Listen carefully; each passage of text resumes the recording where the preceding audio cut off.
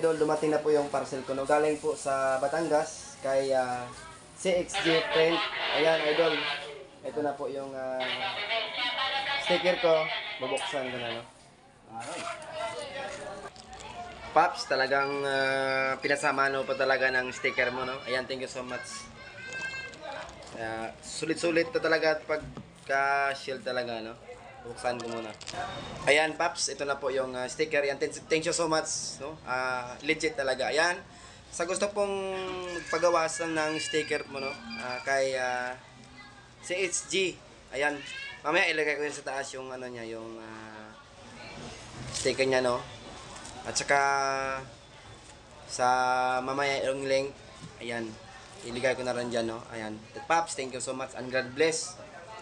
Nandito na po dumating na po yung sticker natin. Ayan, thank you so much po.